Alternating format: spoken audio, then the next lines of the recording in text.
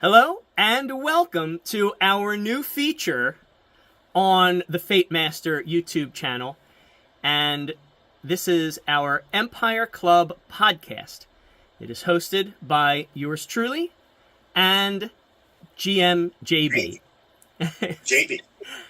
And the reason the two of us are presenting without Mike, without Paul, without any of the others is because this is a game that we ran, round robin GM'd, way back when we were living in New York City in our 20s, back in the 1990s.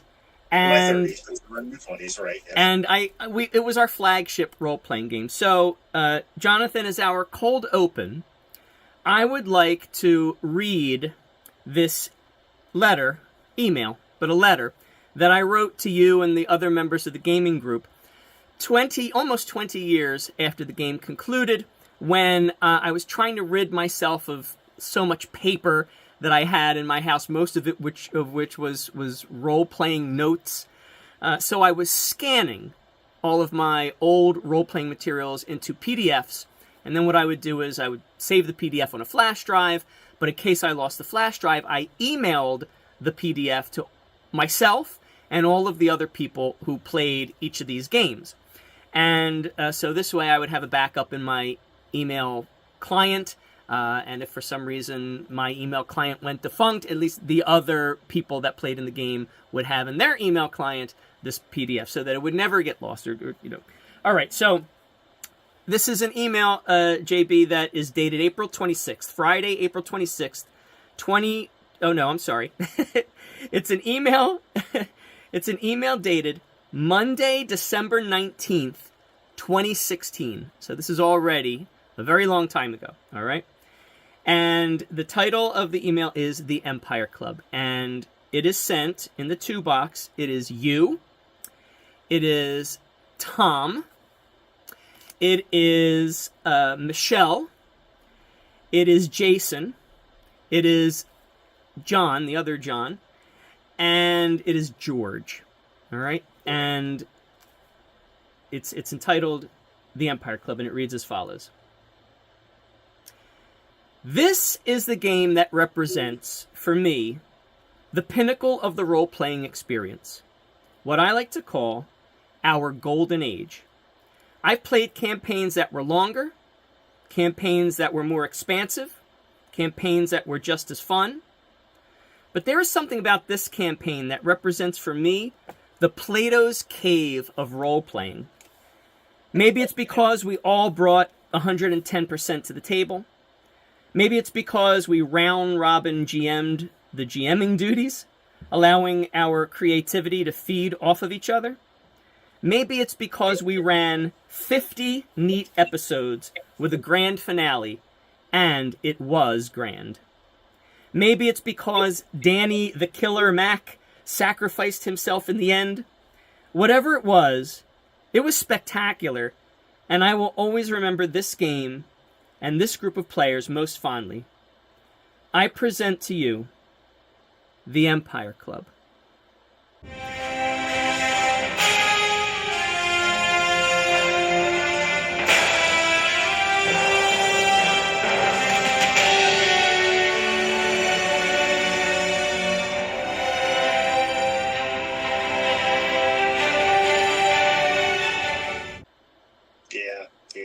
That was, I agree with that letter 110%. That was so much fun because everybody seemed to get it and really bought it. I mean, even if it wasn't all getting the same thing, everybody bought what they thought it was to the game, and everybody else accepted it and worked it in. And everybody was really good about it. For the most part, was really good about trying to work in other people's ideas. And that's I think why it was so conducive to round robin GMing, because everybody including, and groups like that are hard to come by. You know, that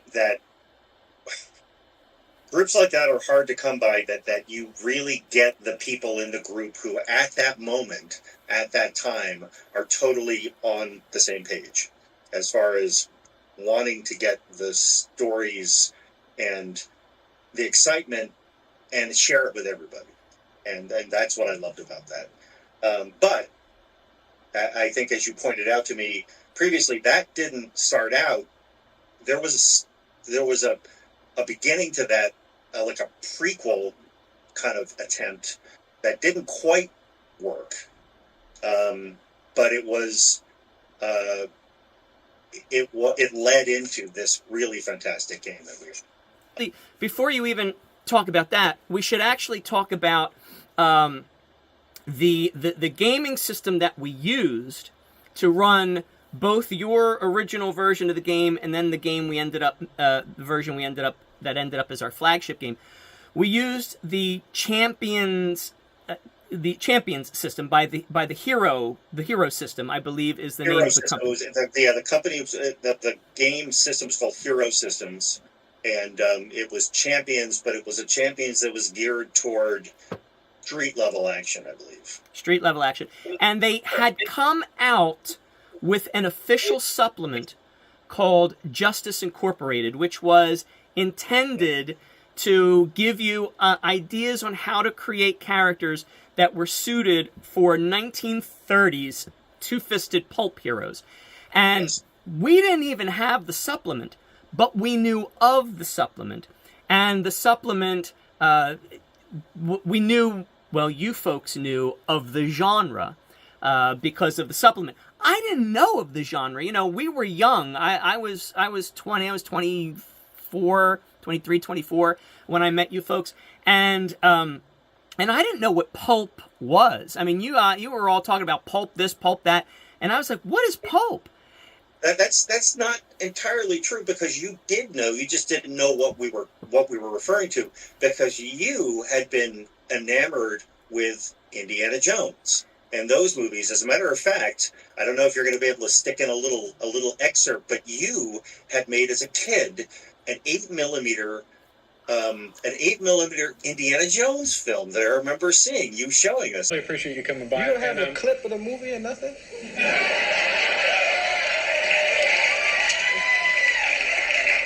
Do we have Mr. Murphy would like to see a clip of Is the show over? I know what you could do. Roll a clip.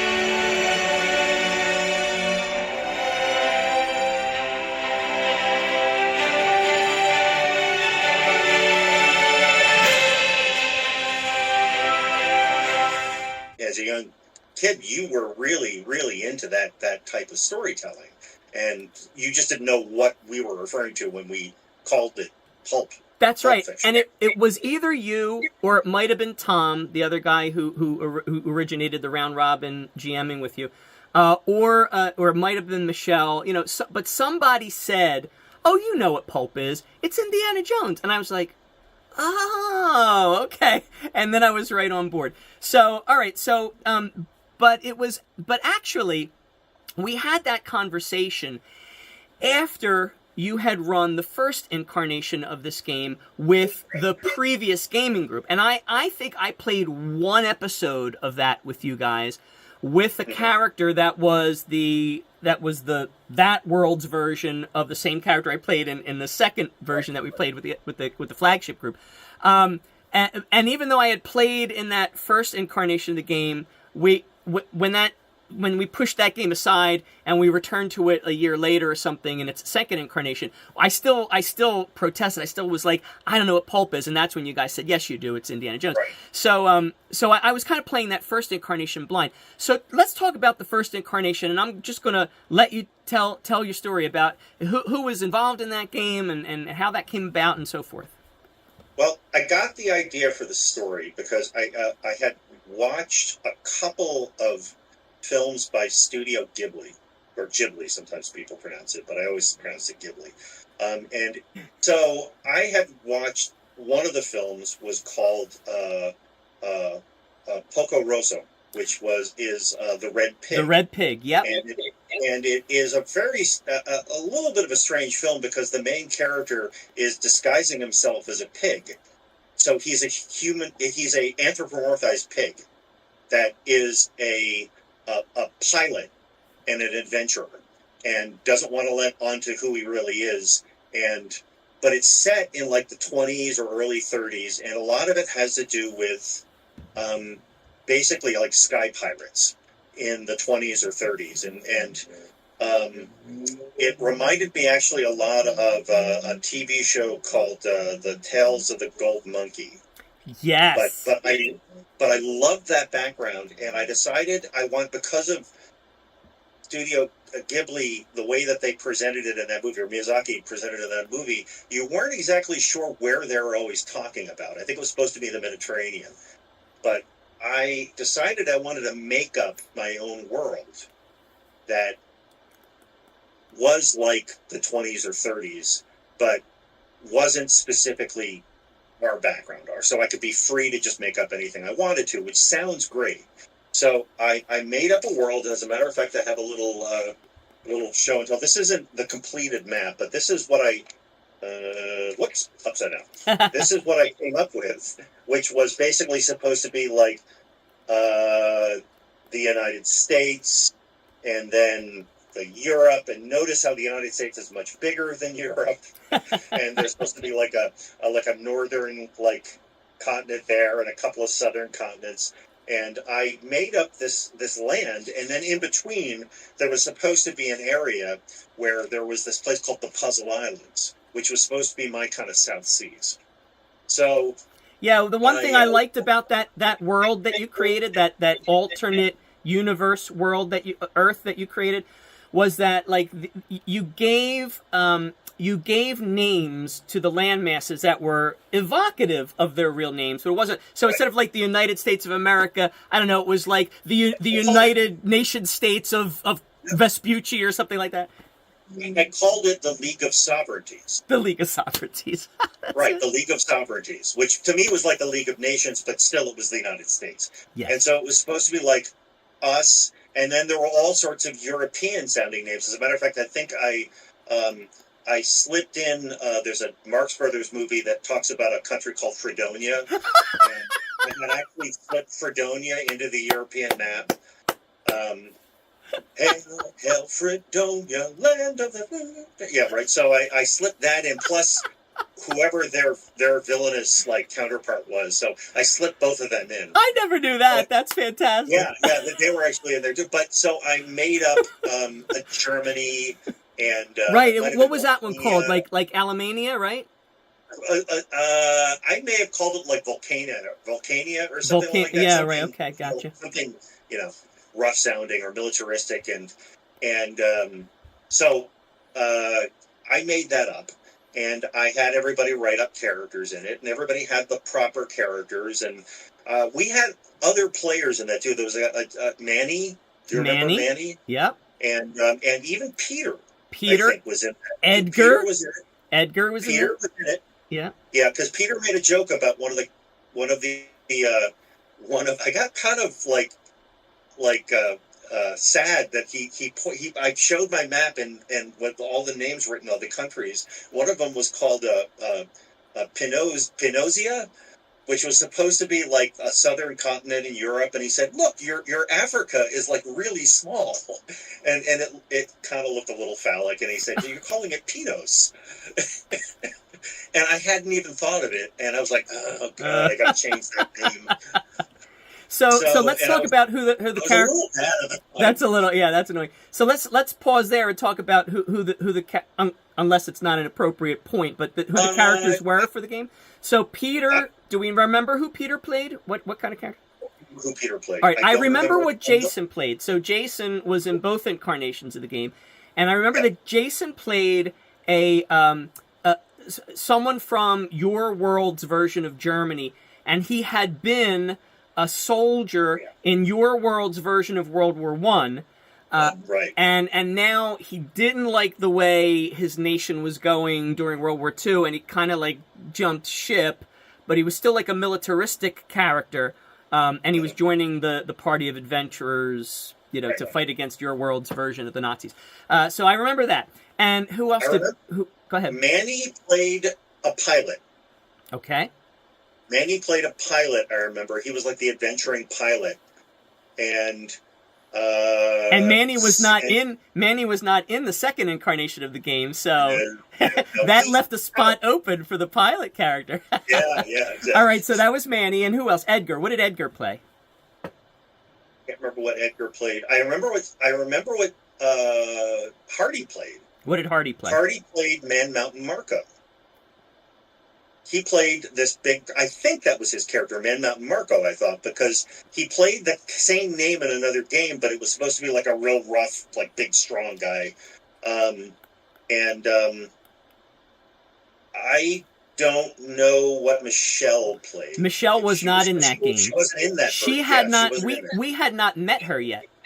Okay. All right. And I was the other player in the game, and I played Heathcliff Quentin Merriweather III, Great White Hunter, full on with the pith hat and the monocle, and what I say, old chap, what, and the pipe and the brandy, I say, what, and that was my character, and that becomes significant later on. So that's we played. So go ahead.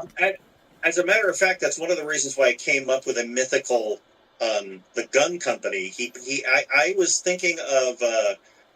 There's a machine gun, and I'm trying to think what the name was, but I ended up calling it the Fredericks rifle that he had. And there's another. I was taking it from something else. You called it the Fredericks bull rifle, and it was a play on an elephant gun. Right. But there was a kind of gun that I was taking it from, and I can't think what the name is. I may eventually, but maybe we can research it. We can research it and put it down below in post production. Yeah, right. So we played a few games of that, but it didn't work. And the reason I think it didn't work was it was too open and too much something I created as far as a background, and not everybody got it. Not everybody knew where they were and what they should be, bringing to the game, because it was a made-up world. Right. And I remember us sitting around the table, and I may be incorrectly putting it in that little kitchen that I had in Queens. No, you're correctly putting it there. That's right. Right. In a house, by the way, that no longer exists. I've been up in that neighborhood. The whole thing is gone. That's sad. There's like a little apartment complex there, so things change. But so we're sitting in this basement apartment in a kitchen that I had. We're all sitting around this big table that I jam-packed into this kitchen. And it just wasn't working. And I don't know if it was you or if it was Tom, but somebody said, why don't we just play a regular pulp game set in the 30s? All right, so let me pause you there. So it was me, but this is how it happened. So the game wasn't working for the reason that you said, that the players were disconcerted. I wasn't, but the other players were disconcerted with this alternate universe Earth, and it was confusing to them. And as you said, they didn't know. So we didn't replace the game right away. We kind of just you just put it on the shelf. You just, I don't even know that you were even planning on ever coming back to it.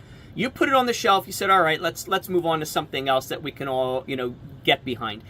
And so that group with Manny and Hardy and everybody, we played a bunch of other games. Manny left. Edgar left. Hardy ended up meeting Michelle. I mean, Hardy and his wife went on a vacation to like the Bahamas or Jamaica or something, somewhere in the Caribbean. It was one of the named islands down in the Bahamas area. I can't think. It was like Turks and Caicos or something like that. Yeah, and his wife is whatever she's doing. She's in the hot tub, or he didn't feel like doing that. So he goes to the bar, and he's sitting at the bar in the Bahamas, and who is sitting next to him but Michelle. And so they strike up a conversation, which is odd because, you know, like, I don't know, Hardy was a precocious guy, but I don't know, it was just odd. So he strikes up this conversation with Michelle. So where are you from? Oh, you know, I live in New York City. No kidding, I live in New York City. Where in New York City? Oh, I live in Long Island City. Get out of here, I live right on the border of Long Island City in Astoria. No kidding. Wait a minute, which street do you live on? What street do you live on? We live like 2 blocks away from each other. Like, what were the odds? And then, on top of that, they start talking about their interests, and they're both role-playing gamers. And we're talking... Go ahead. It gets weirder than that because he didn't invite her specifically to the game. But we found out completely separately that Michelle was a gamer in the neighborhood. And we pulled her into the game. You didn't know about this part of it, did you? Do you remember the day that she showed up? We're at Jason's apartment now. Jason had the apartment on in Astoria. Maybe? Yeah, in Astoria. Yeah, right. But he had an apartment in Astoria. We're sitting in his apartment, and we're getting ready to play. And Michelle showed up. Everybody's there, but Hardy's not there. And then we're talking about something. Hardy, we can hear Hardy in the entrance hall come in, and she says something, and we hear from the entrance hall, I know that voice. And he came around the corner and said, Michelle. He had no idea that we'd invited the same person to the game. Now, how did you guys find Michelle if it wasn't through Hardy? It was just, I think it might, I'd have to ask Jason to clarify, but I think it just might have been like something that was up on a bulletin board in some place, and we contacted her. And it was the same time, it was like right after Hardy got back from the Bahamas. That's amazing. Totally coincidental. Wow. And then he was like, they were like, oh my God, I know you from my vacation I just came back from. And it was very, I want to tell you to people who are listening, the role-playing kind of society back then was very small. And people tended to know each other from other games, or there was a very 6 degrees of separation kind of thing going on with a lot of people. But that was bizarre that would happen. So I don't want to dwell too much on that, but anyway, so the gaming group changed. We had some personnel changes, as I said. Some people left. Michelle came in. Hardy and his wife ended up moving out of New York. Peter moved back to Seattle, and so what we were left with, we were like pulling people in from other gaming groups, and so Peter had pulled me into your group, and then Peter ended up leaving for Seattle. So so now for the second incarnation, it was Jason, who was in your first incarnation of this game, and Michelle, who had not been in it, and me, who had played an episode or two. I don't think I was in it from the beginning, but I played an episode or two. And then Tom, who was in it. What did Tom play in your original incarnation? I don't remember what he played. Yeah, I don't remember, but he was in it, and then you, and so there were 5 of us, right? Am I missing anybody? John, the other John wasn't in it. In the beginning of it. No, George wasn't in the beginning of it, and the other John wasn't in the beginning of it either. No, so John was Michelle's roommate at the time, so he eventually got pulled into it that way. But he was an actor, and he was off in Germany, I think, when we started. He was doing a play in Germany when we started the second incarnation of the game. So what was happening was, with these 5 people, the 5 of us, we were cycling through game settings like mad. And for you guys, it was no problem. But for me, I was having a huge problem with it because we kept using the champions system, and the character generation for the champion system was really difficult for me. I'm not a mathematical type of guy, and it's almost the same as the GURPS system. They're almost identical. So if you're listening, you've played GURPS, but you've never played champions, it's pretty much the same. But it's very complex. I'm going to show you a character sheet a little bit later, and you'll see how complex it is. And so every time we came up with a new side, I remember there was one where you ran a game where, I don't know, there were like goblins in a canyon, and we had and we did several sessions of that, and then you were done with that, and we moved on to something else, and we did some sessions of that, and we moved on to some. I ran a spy game. I wanted to run a spy game. Yeah, I ran a couple of those. There had to be. Yeah, they were great games, but we kept doing like maybe 3 or 4 episodes of 4 or 5 games, and finally I had enough. And you guys are like, we would finish like our 5th game, and you guys are ready to move on to the 6th. And I actually lost my temper, and I feel bad about it when I look back. And I was like, "Are you kidding me? We're doing this again? We got to create new characters again?" And everybody was like, what? Because I never, I never lost. I would never lose my temper. I was always like the happy-go-lucky guy, and everybody was like shocked, like, "What? Rob is mad?" And I was like, "Enough with the character creation. Can't we just pick a setting?" Yeah, the Steve's coming out of my ears. And I'm like, "Can't we just pick a setting and stick with it for like a while? Like, let's just do like months of this one game so I don't have to keep generating new champions characters every few weeks." And everybody's like, all right, Rob, okay. So then we were all like, well, like, what setting would we like? And I don't know, maybe it was me, maybe it was Jason, maybe somebody from your original game said, maybe it was you, said, how about a pulp game, like a 2-fisted pulp game? And by the way, Jonathan has already run an alternate Earth version of this. Why don't we just set it? Our problem with it was we weren't familiar with the alternate Earth. So why don't we just make it like set it in historical Earth, but like pulpy? And we were all on board with that. We were all like, yeah, that sounds good. And I liked the idea, even though at that time I still was not 100% sure what pulp was, because I liked that character that I played, the Great White Hunter. And I was like, I could do, yeah. Great character. So, yeah. But I remember saying, yeah, all right, that sounds good, but I'm not so familiar with the pulp setting. And that's when somebody was like, yeah, yes, you are. It's Indiana Jones. It's basically just that. And I was like, that sounds like Michelle. Yeah, it could have been Michelle. So once we were all on board, that's how the second incarnation came about. So go ahead and talk about the second incarnation. Right. So the second incarnation, and I believe right from the very beginning, Tom was like, we could actually, I would love to run it, because he had a lot of insight into that type of stuff. He did. And he was excited about it. Yeah.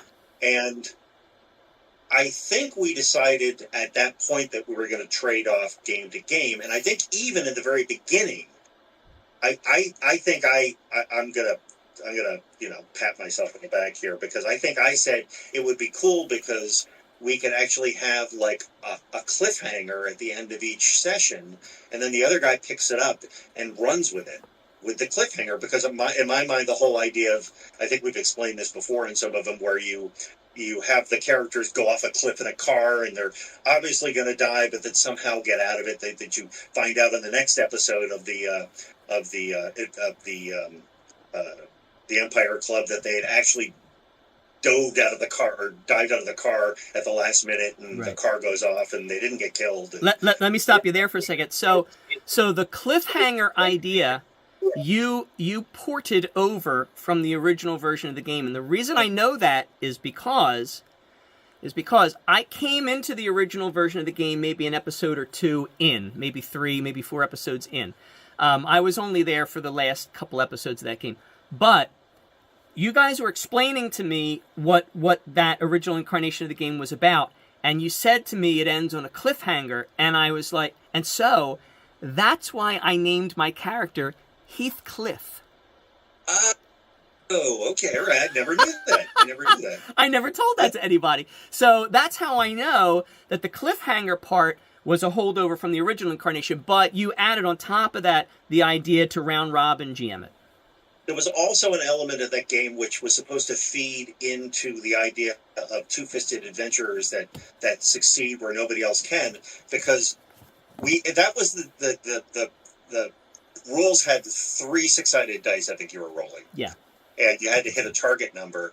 Yeah. And we always said that you could roll the die once per game and then put your hand over it and say, I made it. Yep.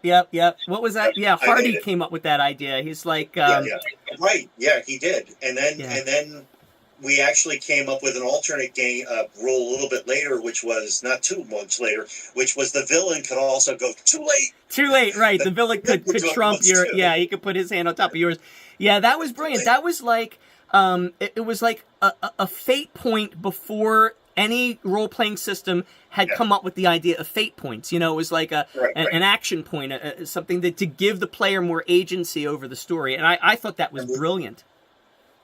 Yeah. So we did that, and all right. So we decided we wanted to come up with this game based on some type of pulp era adventuring, but we didn't know where we wanted to center it. I can't remember who came up with the idea of the Empire Club. All right, so we were talking about it, and the ideas were flying fast and furiously at this brainstorming session among the five of us.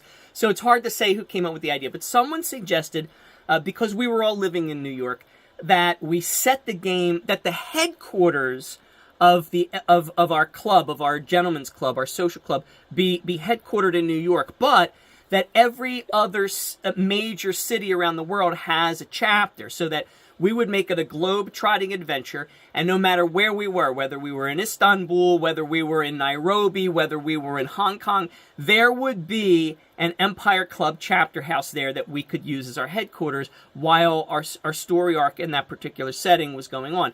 And who came up with the name Empire Club? I think. Go ahead. I think it might have been because we decided that the chapter club was going to be in the Empire State Building. I think you're right. And so we called it the Empire Club. It became the Empire Club. And I remember there was an origin story to the Empire Club.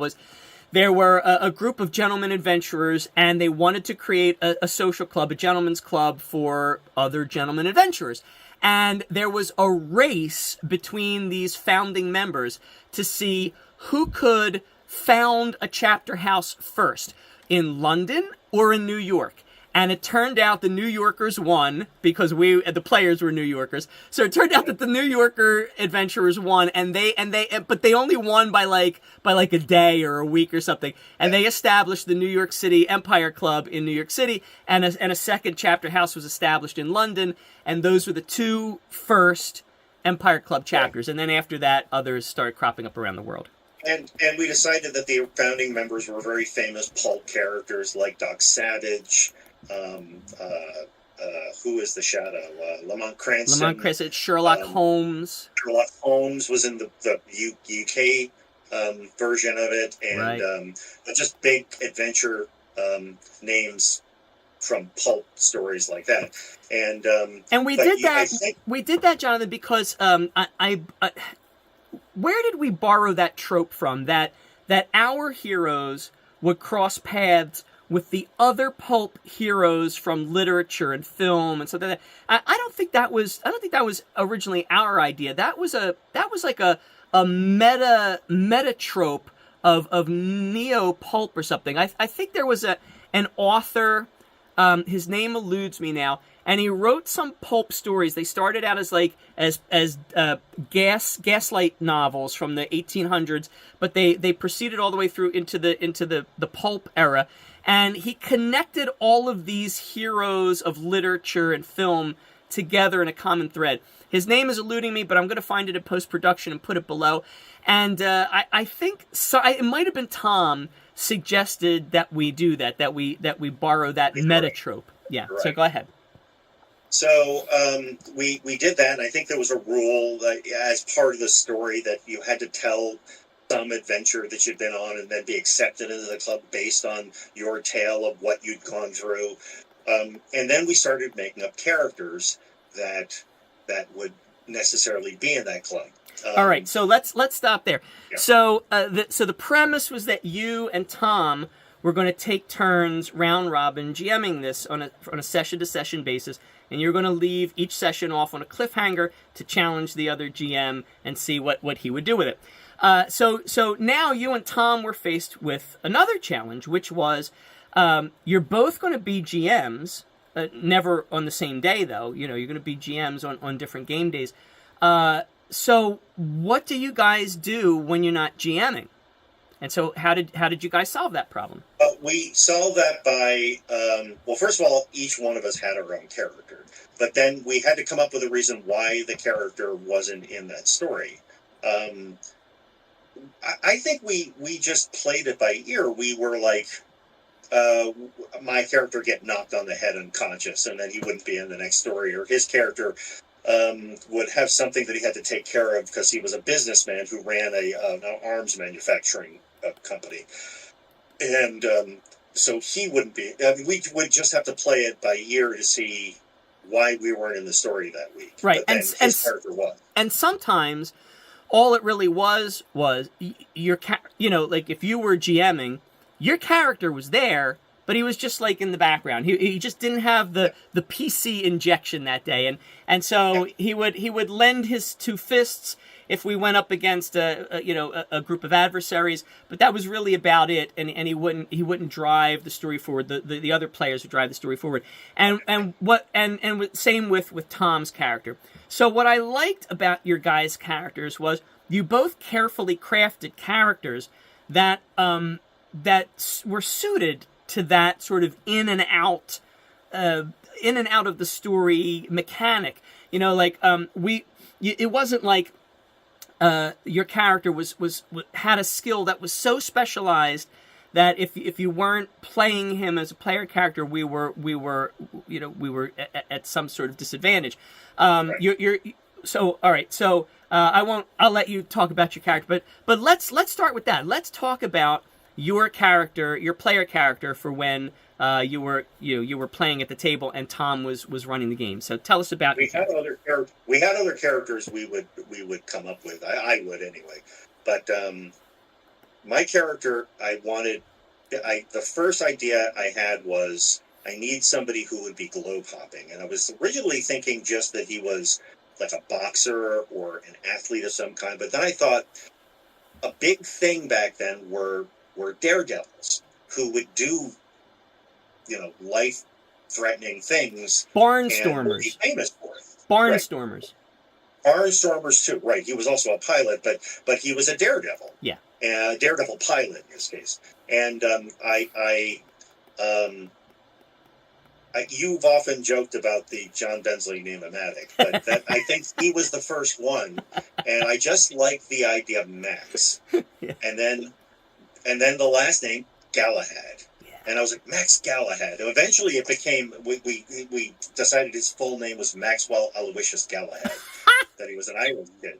I don't know if you remember that, but we came up with it when we did the kids game, the younger version of them. The Titanic game.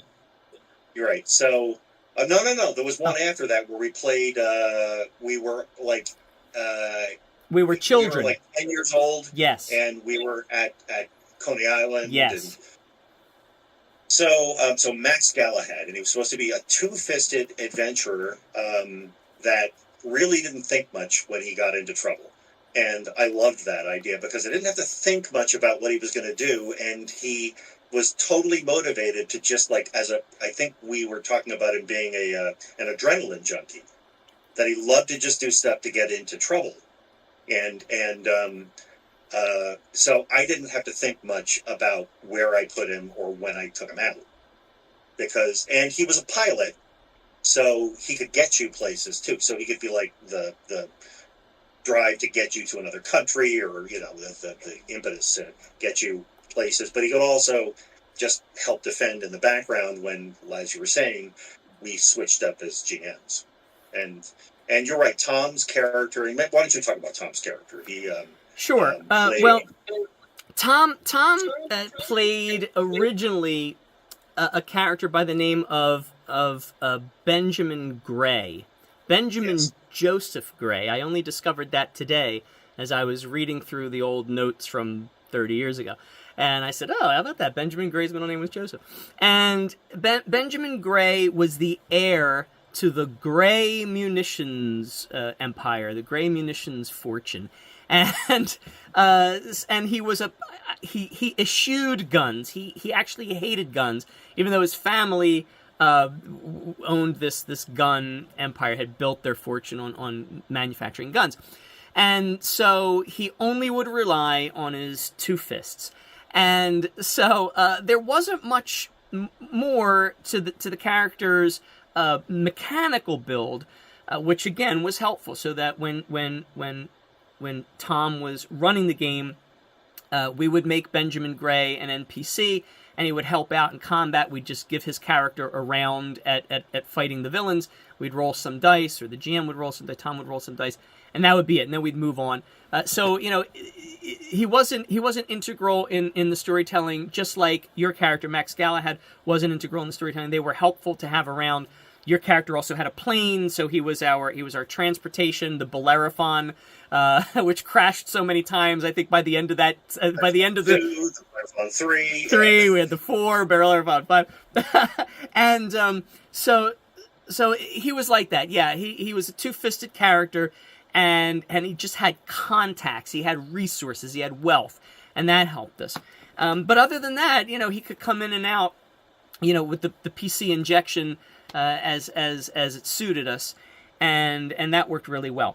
So those were the characters of the two GMs. Okay, when we first started the game. So I'll talk about my player character, and I just want to show the audience before I talk about it. I still have the character sheet. I want you to take a look. And I'll put this in the post-production so that you can see a little better. But this is the character sheet. I mean, it's like, it's just chock full. It's hard to see with the glare of the lights, but it's just chock full of data.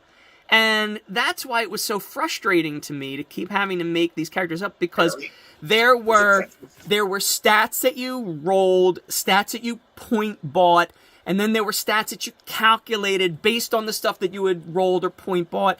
And then you had to pick advantages and disadvantages and special abilities. And, it was so... And then combat was so complex in that system that on the back of the character sheet, I had to make a flow chart as to how to do combat, because it was so complicated. And then, wait a minute, I'm not done. That's not the end of the character sheet. Then the character... There's more. There's more. Oh, now how much would you pay? Don't answer yet. Because the character also... Champions had a whole language chart in the book, and they were very careful to include every human language that was still in existence. Right, and which ones, if you spoke this one, you could maybe understand this one. Right, you could maybe read... You couldn't understand this one. Right, if you spoke... Yeah, exactly. Right, if you spoke Spanish, you can maybe understand a little bit of Italian. You could probably read some Portuguese. So I had 2 additional sheets of the languages that my character could say. And then, wait a minute, that's not all right? Because then... in the very final, not to spoil, but in the very final episode, we ran this. This was our flagship game. We ran 50 episodes an episode almost every. That doesn't mean 50 games, though, does it? Because we actually had some that were multiple days, weren't they? No, it was 50 episodes. Yeah, we ran 50 games. But it went over a year, because sometimes we'd go away for vacation. We'd skip a Monday. We always played on Monday night afterward. But yeah, we played that for a year. And in the very last episode, something happened where some of the characters gained some special powers. So there were additional pages to the character sheet where he had special powers for the final episode. And then, wait a minute. And then, as we mentioned just a few minutes ago, there were special episodes where we looked back in time. It was like a flashback episode when the characters were younger, and so there were at least 2 of them. So the game usually took place in 1934, and somebody gave me that when we started playing the game. Maybe when I started taking over for Tom in the round robin GMing. Was it you? You gave me this? I remember, yeah. Okay, so you gave me this book about the historical events in 1934. So that's how I remember it was 34. But we played a game where our characters were younger and on the Titanic when it sunk in the 1920s. Yeah. And so I had to make another Champions character sheet for a younger version of my character, and so on. And then, last but not least, I had... oh, look at this. I had 2 more sheets left. I had a map. I included a map of the country of Kenya and portions of the surrounding countryside in Africa, because Kenya played a big part in my character's background. And last but not least, I wrote, this technically isn't part of Champions. I just did this for my own edification. I made a timeline of my character's life. Now we're getting into like Paul type of NPC creation. Wait till I'm going to read this to you. Wait till you hear how detailed I got. I mean, I was like 25 when I wrote this. I don't even have the creative energy to do this anymore. But anyway, timeline of my character's life. And then there were, I guess there were advantages you could pick where you could have contacts and you can have favors. So I built my character with contacts and favors, and then I fleshed out who his contacts were and who his favors were. So this is my character. So his name was Heathcliff Quentin Merriweather III, and he was the great grandson of the 11th Earl of Mar, which is a song by Genesis. So that's where I got the 11th Earl of Mar from. And he was, according to my timeline, he was born in 1893. Heathcliff is born. And by the way, he often went by Cliff because of cliffhanger, and so the full name was Heathcliff. And then from the age of 4, so 1897 to 1905, he was tutored by Miss Prudence Phipps. Now this came right from the Young Indiana Jones Chronicles, because the Young Indiana Jones Chronicles was a television show that George Lucas had put on television in the late 80s, early 90s. And it told the prequel story of Indiana Jones, how he became Indiana Jones. And there were 3 versions, really. In one episode, there was a 4th version. It was Harrison Ford made a cameo. But there were 3 versions of the character. He was a young boy at like 9 years old, and then like a 19-year-old version, and then an old man. And so... And they then, never explained how he lost his eye in the no, movies. they never did. Yeah, right. The old man wore a patch, which I thought was fantastic. So at some point, Indiana Jones lost his eye. So the young version of Indiana Jones had this tutor, this woman who was very prim and proper in a Victorian outfit, and she was his tutor, and I just loved that idea. So I incorporated something like that. And then from 1906 to 1912. He was sent to Edward Livingston boarding school from the ages of 13 to 19. And then in 1912, at the age of 19, he joins the Empire Club. All right? And then from 1912 to 1914, what did I say? 1912, he joins the Empire Club. 1912 to 1914, the ages of 20 and 21, he attended Cambridge University and studied French, but dropped out when he met Yves Pascal, a Belgian revolutionary. Now, I don't know who Yves Pascal is. I don't know if that's a real historical figure. It sounds like it is, but I did some research when I was rereading this recently, and I can't find any Yves Pascal as an historical figure. So I must have made that name up. And the fact that she was a Belgian revolutionary, I don't know how I came up with that, but anyway. So that was it. So then 1914 to 1915, when he's 21 and 22, World War I breaks out, and Heathcliff joins the Belgian army, presumably because he's pursuing Yves Pascal, the Belgian revolutionary. And then in 1915, Heathcliff deserts the Belgian army and heads for Port Elizabeth, South Africa. Now this too, I got, wait a minute. I wonder if Yves Pascal was also inspired by a character on the Young Indiana Jones Chronicles, because the same thing happens with Young Indiana Jones. I believe he joins the Foreign Legion. Right, Foreign Legion, right, yeah. And I think he might have done that because he was pursuing a woman. So that might be where Yves Pascal came from. I may have changed the name or borrowed it or stolen the name. I don't know. But anyway, same thing happened. So Heathcliff, he drops out of the Belgian army. He deserts. And he heads for Port Elizabeth, South Africa. Okay, so this is where the Heathcliff we know and love starts to take shape with the monocle, and the yeah, right. All right, so in 1915, at the age of 22, Heathcliff deserts the Belgian army, heads for Port Elizabeth, South Africa. In 1916 and 1917, ages 22 to 23, he takes up with Piotr Valimir, a Romanian hunter, and Piotr's protege, Simeon Shrek, in Somalia to hunt the white tiger. All right? And that's where he gets his nemesis. Frederick, yeah, he gets his nemesis. So he gets Simeon Shrek, who ended up being an NPC in the game. And he was kind of like the Renee Belloc to my character. He was always, competing. And it's also where he becomes the great hunter archetype, the great white hunter archetype. It's also where he gets his Frederick's bull rifle, okay? And then I have from 1918 to 1919, at the ages of 23 to 24, he lived in Kenya, and he met Wilhelm Lipschutz, Valamir's colleague, who hired Heathcliff to teach French to Mikara Almud. And so now, again, before the Fate system encouraged players to start connecting the PCs together before the episode 1 starts, we're already doing that. Long before any gaming system is encouraging it, we're already doing it. It just felt right. It felt right to do that. So Mikara Almud was Michelle's character, and she was, I'll return to her in a minute, but just her high concept was, at the time of our game in 1934, she's a half Egyptian, half European nightclub singer with psychic powers. And so Heathcliff meets her when he's only 23 and 24, and she's like 16. And and he's teaching her French. Again, inspired by Indiana Jones. See, this was like now it's not borne out so much in the movie, although you do get a hint of it when he first reunites with Karen Allen's character with Marion Ravenwood. Yeah. But in the novelization of the movie, it goes into great detail that Indiana Jones has a thing for younger women, to wit, his students.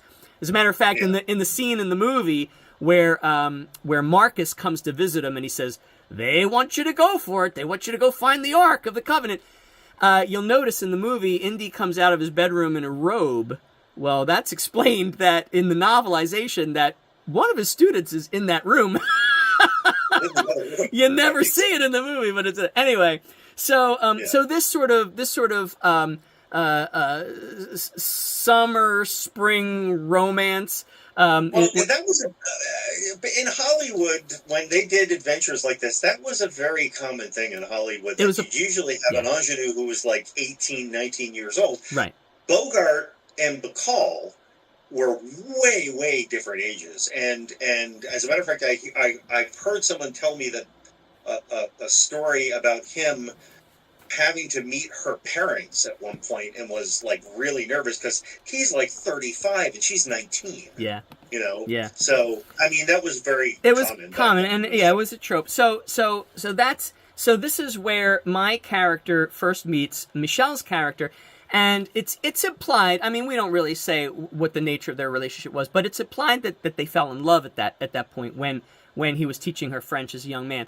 And so flashing forward to the 1934 setting, when they're both player characters, they have a past together. And they weren't together at the time of the 1934 setting, but it was clear that the two characters still loved each other. And so there was that sort of undercurrent in the story of our game. All right, and so then so he lived in Kenya and met Wilhelm Lipschutz, and so Wilhelm Lipschutz was also an NPC in our 1934 setting, and he was Mikara Almud's mentor until he passes her off to Wu Feng or to help develop her psychic abilities. So anyway, and then the last entry is 1920.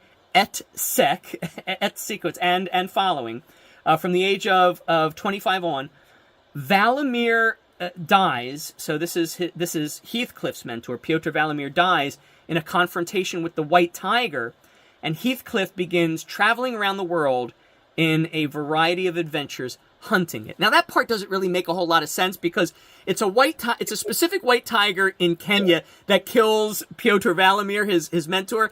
But then he becomes obsessed, and this was a disadvantage that I had built the character with. He becomes obsessed with hunting the white tiger, and it doesn't even have to be the one in Kenya. Just any white tiger. He's got to find the white tiger and just kill it in order to find closure with the death of his mentor. He's a wrestler. He's called himself White Tiger, and now I've got to go kill him. Right. So that was the timeline of my character's life, and so he was, I'm gonna say he was in his 40s or so. I actually drew pictures, and I'm gonna superpose them eventually. But that was Heathcliff at the time of our game in 1934. He looks like an old man. in the way I've drawn him, but you know, He's a silver fox. he's a silver fox. He was like I don't know. I guess he was if he was 25 in 1920, so he was 5 years older than the year. In 1934, it was like 39. But he looked Okay, like yeah, okay. Well, but this is 1935. that's right. A 60-year-old is ancient. That's So- right. That's right. Everybody looked older back then, so that was hilarious. Older. All High right. school students, for some reason, looked like they were in their late 20s. They And did. when you saw movies back then. It's so true. All right. So now I'm going to read you his contacts. So I built him with 3 contacts, and wait to hear these. These are great. All right. So if I do say so myself, these are great. All right. So contact number 1, Brahman Mohandas Gandhi. Now we never used this contact in our game in all 50 episodes, but I had built him with Gandhi as a contact. So here's the story.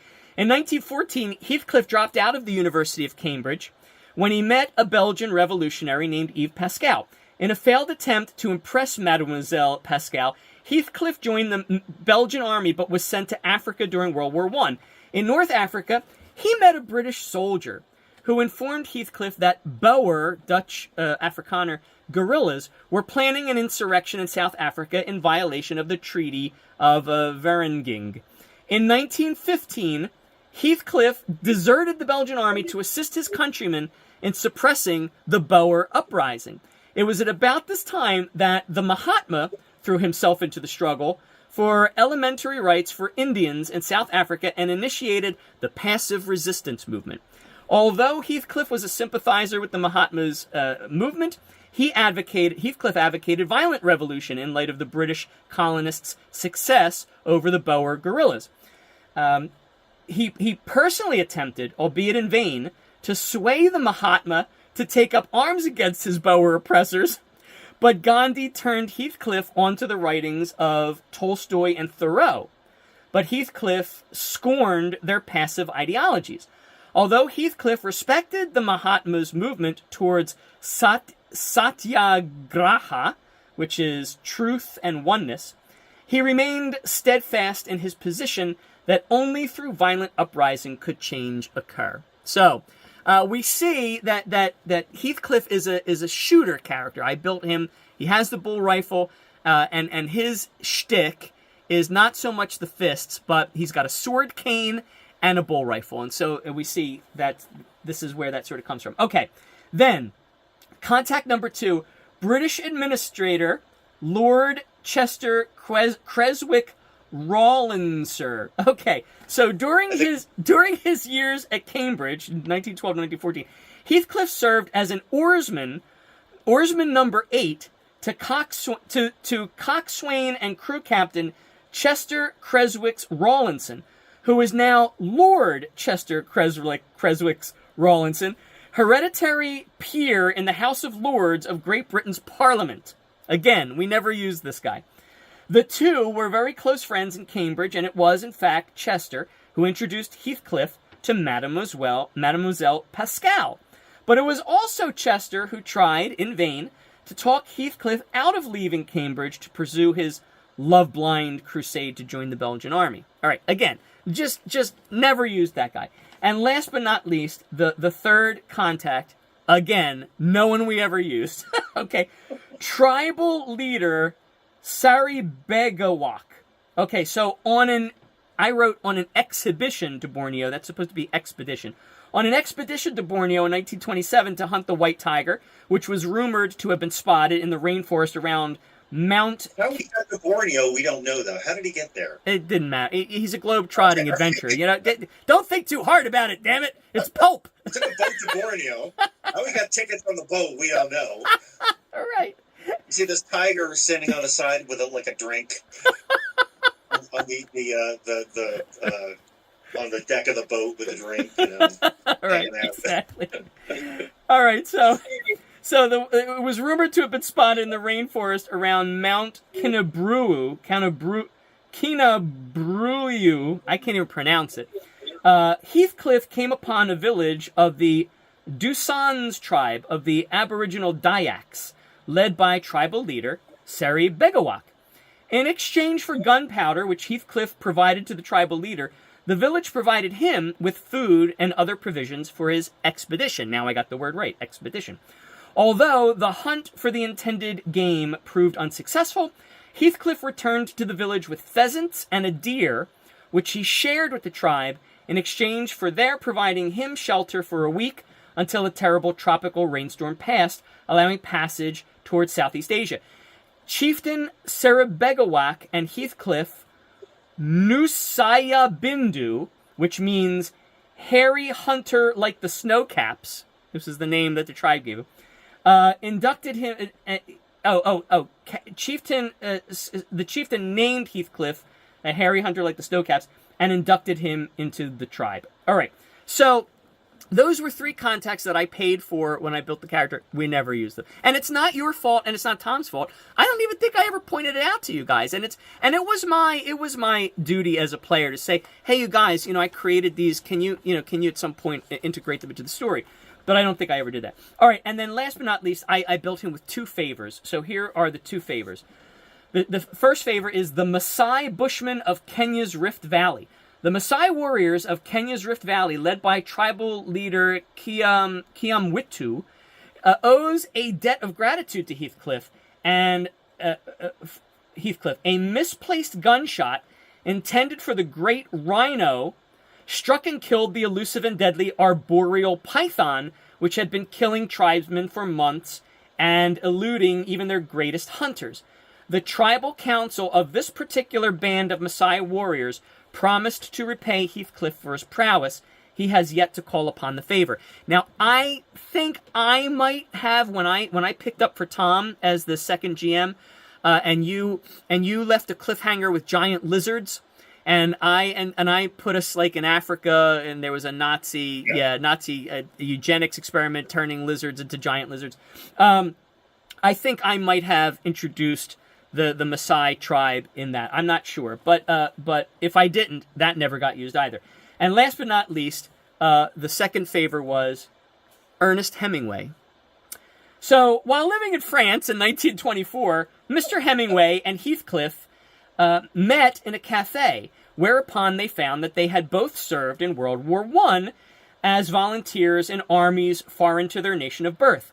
The American, Hemingway, and the British, Merriweather, became drinking buddies and, amidst their drunken lamentations, dubbed themselves members of a lost generation of the post-war period. That was actually... so that... Historians call that generation the lost generation. I was implying that my pulp character and Hemingway came up with the term. Yeah. Okay. They traveled together to Spain to attend the running of the bulls, where Heathcliff was badly gored in an attempt to divert the bulls' attention from the prostrate Hemingway, who had tripped over a pile of wicker baskets. All right, I'm gonna. It does give them a fantastic idea for a novel. Yeah, it does. I'm gonna circle back to that. Okay, their exploits together inspired Hemingway to write a book the following year, which he entitled "The Sun Also Rises." Very good, Jonathan. You get literary points there. Hemingway never forgot. So again, I'm implying that Heathcliff inspired "The Sun Also Rises." All right, Hemingway never forgot Heathcliff's selfless act and vowed to take a bullet for him if that's what it takes to pay Heathcliff back. All right, so I can tell you right now, I don't remember writing this because I wrote it when I was like 24, but I could tell you exactly where these ideas came from. The ideas of the running of the bulls, at the time, I was dating my first fiance. We ended up parting ways and never getting married, and then I met my children's mother. But my first fiance, she was from Peru. And she lived in Buffalo, and she would come to visit me in New York every month. And you may recall that there would be a gaming weekend where I would not show up because my girlfriend was in town. But her abuelito, her grandfather, he lived in Queens, and I never really went to visit him when she wasn't around, but he was nearby us. And anyway, I got along swimmingly with Abuelito. Abuelito loved me, and I loved him. Actually, everybody loved Abuelito. He was the sweetest old man. And I swear he told me a story. Now, maybe I didn't understand what he was saying perfectly because my Spanish was, it was not as good then as it might be now. I had only been speaking Spanish for, 10 years at that point? Maybe 10 years at that point. So, but I could swear he told me that when he was a young man, he did the running of the bulls in Spain, and he got gored. And so I can remember where we were when he told me this. We were sitting in the garage in my fiance's buffalo home. Well, it was her parents' buffalo home. And we had set up like folding chairs in the garage, and we were just sitting there, the two of us, and we were talking in Spanish because he didn't speak English. And he was telling me, oh yeah, and I could swear. And so I brought this up like later. I said, boy, Abuelito was just a fascinating man. I said to my fiance, I said, he told me about the time he ran with the bulls. And she went, he told you what? And I said, when he ran with the bulls in Spain.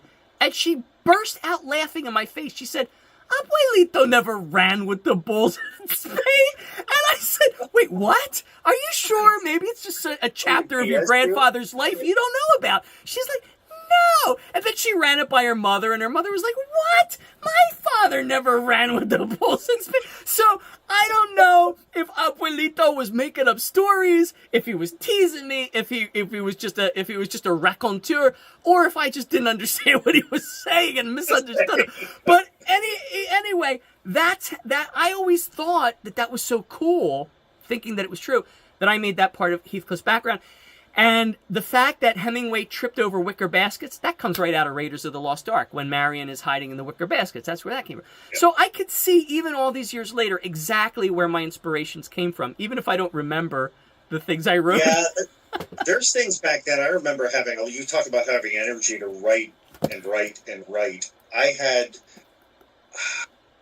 at the time, I wasn't working like a full-time job, I think, and I was like working several jobs at the same time, and I could always find time to sit and do that type of stuff and fit it in. And I had a lot more energy, and I look back on stuff sometimes that I've written at the time, and I was like, how the hell? I've novels worth of like stories that I've written.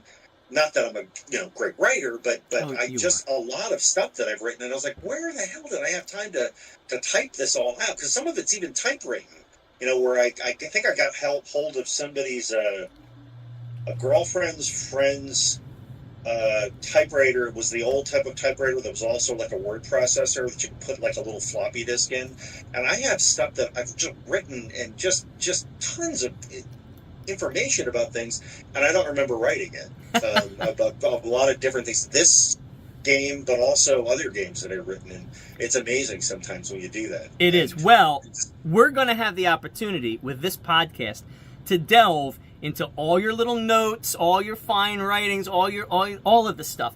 And so what we're going to do going forward, we're going to bring this episode to an end, but going forward, we're going to call this episode 0. And our next episode will be episode 1, so that the numbering of this podcast, the numbering of the episodes of this podcast, will coincide with the numbering of the 50 episodes of the Empire Club campaign that we did.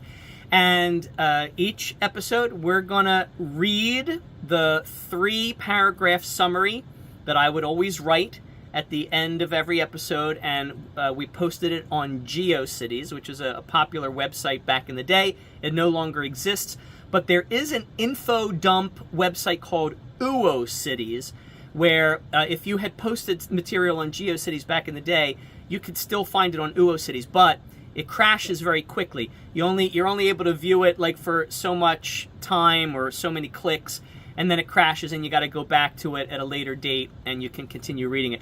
So our Empire Club website is still up, but I'm not going to link to it or anything because it's just going to crash if people go to it. People used to read that and really comment on stuff and say, "Oh wow, this is really great! I can't wait to hear the next adventure." People really, I was kind of amazed. I felt like I was actually producing something. We were producing. I got to tell you, our games were better than half the stuff that was on television back in those days. Yeah. So anyway, I think that's Not where a very we'll, high bar, but okay. yeah. No, well, yeah. We'll let the audience decide. So I think that this is a good stopping point for today. And when we pick up with episode 1, we're going to, well, I guess we'll start off by reading some of the introductory pages of the website. I printed them out in paper form and emailed a copy to you, Jonathan. So we can read like maybe the setting page where we encapsulate in a paragraph or two the setting of the game. We can read maybe the player characters page where I did a little single paragraph for each player character.